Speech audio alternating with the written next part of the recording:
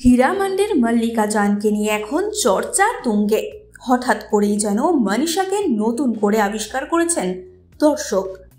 আরে এই তো সেই মনীষা, যিনি সঞ্জয়ের হাত তখন ধরেছিলেন যখন সঞ্জয়কে ইন্ডাস্ট্রির কেউ চিনতেন না।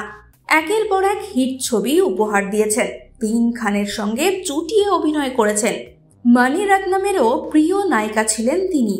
কেরিয়ারের মধ্য গগনে থাকার সময়ে একাধিক ছবির অফার ফিরিয়েছেন। ডেভিড ধাওয়ানের বাম্পার হিট ছবি বিবি নাম্বার 1, বিপরীতে নায়ক সলমান খান।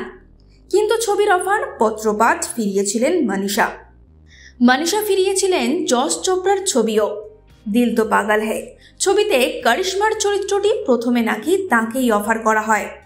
এবার পালা ছিল আরও এক খানের, আমির খানের। ব্লকবাস্টার ছবি রাজা হিন্দুস্তানি, যে ছবি করিশ্মা কাপুরের কেরিয়ারের গতিপথ পাল্টে দিয়েছিল। সেই ছবিও নাকি প্রথমে মনীষাকেই অফার করা হয়েছিল, কিন্তু মন ভরেনি নায়িকার। Last but not the least, Zubeidaa. Manoj বাজপেয়ীর বিপরীতে করিশ্মার চরিত্রটিও নাকি মনীষাকেই অফার করা হয়। স্ক্রিন শেয়ার করতে হতো রেখার সঙ্গে। এই ছবির অফারও ফিরিয়েছিলেন মনীষা কৈরালা। 1994 সালে মুক্তি পাওয়া বিধু বিনোদ চোপড়ার ছবি 1942 আর লাভ স্টোরি বদলে দিয়েছিল মনীষার কেরিয়ার গ্রাফ। তবে মখমলের মতো মসৃণ তার চলার পথ ছিল না। একটা সময় নেশায় আসক্ত হয়ে পড়েন। 2012 সালে ওভারির ক্যান্সারে আক্রান্ত হন মনীষা। চলে দীর্ঘ লড়াই।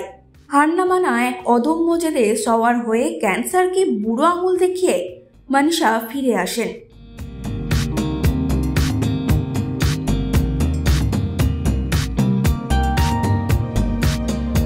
এই সময় ডিজিটাল।